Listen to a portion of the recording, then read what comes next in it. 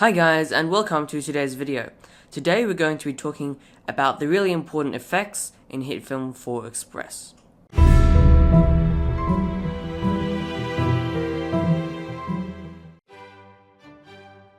Alright, so starting off we have the audio section. In the audio section I don't think there are very many useful effects. They're all pretty much sort of gimmicky. You might want to use them if you have a real need for them, but apart from that most of them are pretty gimmicky. Ones that I might use personally would be audio reverse, pitch, or tone, which can come in handy sometimes. In the blur section we have many blurs, most of which are self-explanatory. Diffuse duplicates your layer and blurs the top layer. You can then set the opacity of the top layer to create a less harsh blurry effect. Lens blur uses advanced algorithms to simulate blur received from an out of focus area on a real camera lens. It is much more realistic than the normal blur, but it takes much more time to render. Try not to use the auto effects here. They make your image look sort of unrealistic, and they often lead to flickering side effects. Brightness and contrast is self-explanatory, and Crush Blacks and Whites does a very similar thing. Color temperature and white balance adjust for incorrect color temperature while shooting. Hotspots allows only the brightest parts of your image to show. Gamma allows you to boost certain amounts of red, green, and blue in your image. Color balance, curves, and levels histogram all change your image depending on its luminance. For example, you can add blue to the shadows or remove red from the highlights. Color balance is the simplest of the three, allowing you to add or remove individual color channels from the shadows, midtones, or highlights.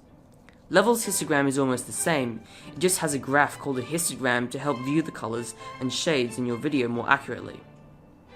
Curves has no graph, but instead of splitting your image into 3 parts, you can use a graph to adjust the colors of your image on an infinite number of luminance scales. Unlike the previous 3, hue, saturation, and lightness, which is all one effect by the way, lets you adjust your hue, saturation, and lightness of your videos by splitting it into colors instead of luminance. For example, you can make anything green darker, everything yellow more saturated, or turn everything blue to red. Pretty nifty. Half the effects in color correction should really be in here, but whatever. Day for night is self-explanatory, but it doesn't work well enough for me to use it and for it to be called a passable effect. Hue colorize makes your whole image a certain color. Hue shift is similar, but it retains the difference in color from the original image. Invert is self-explanatory. 2-strip color allows you to create a duotone image, but 3-strip color does almost nothing, which is sort of a shame. Vignette and vignette exposure are 2 ways of applying a vignette. In other words, a black shadow on the edge of your image, but usually I would use vignette exposure. In Distort there are a lot of gimmicky sort of effects, but I would look at a few of them, including displacement, which allows you to pretty much morph one image onto the texture of another. It's a bit more complicated than that, but that's pretty much the gist of it. And witness protection, which blurs out people's faces to protect their identity. You can also use witness protection to blur out number plates and swearing, etc. There are some pretty cool effects here. Personally, I would check out the drop shadow and end credits crawl, which are both self-explanatory. Letterbox, which changes the aspect ratio of your image, and reflection, which is also pretty self-explanatory. Here's where we get, well, gradients. A gradient is a smooth gradation between a number of colors, and you can apply gradients here. Grunge is pretty much there to make your video look worse, which can sometimes actually be a good thing. You can use it to add realism to your composites, and add interest to still computer-generated titles. Grain and noise do very similar things, adding grain or noise to your image. Halftone creates a dotty cartoon texture to your image. Shake adds movement to an image, which is very useful for VFX and still titles. Keying is the act of removing a certain color from your image. Color difference key is your traditional blue/green screen. Matte cleaner and spill removal are also essential to a good green screen, cleaning up edges and removing green or blue reflections from your subject. Demult and luminance key let you get rid of black or white from your videos. Glow glows areas in your image, and neon glow glows the areas around the layer, used for visual effects primarily. Light flares adds a realistic lens flare to your video, useful for visual effects and making cinematic looking video, and auto light flares tries to add these to the brightest parts of your video automatically. Lightning and electricity is a really cool effect, which is heavily customizable.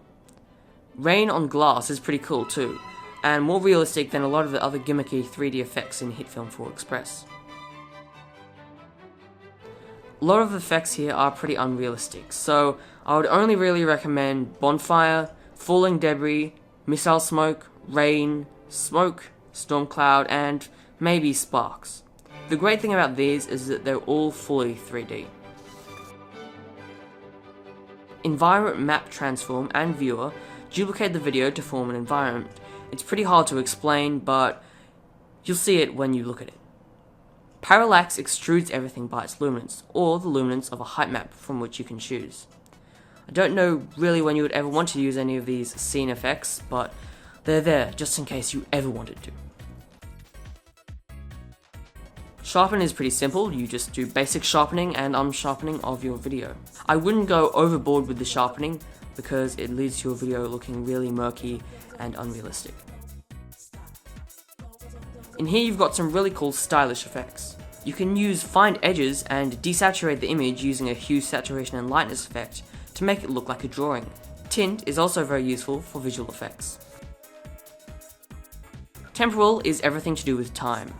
Echo and motion trails are really cool, and so is time reverse. Time displacement is just render heavy and useless. It's sort of like that displacement effect we showed you earlier, but it's to do with time and it gets pretty complicated. Speed is your normal speed, but it differs to the rate stretch tool in that it provides smoother motion. Click here for more on that. Transitions are also found in the effects panel. The fade transition for audio fades to nothing, just like a visual fade to black or fade to color. Note that for some reason, transitions take a while to render in Hitfilm 4 Express. Also, some transitions, such as Iris, have extra controls to fine-tune your transition. Transitions can only be applied in the editor. If your camera records interlaced video, you can make it look cleaner using the deinterlace effect. You've got some cool warp effects here for correcting fisheye lens distortion on action cameras, or you can even create a flaw out of a seamless texture using perspective warp, and create a pizza slice using polar warp. Here you have some really cool presets. Great green screen presets, vignettes, some 3D presets, and film looks.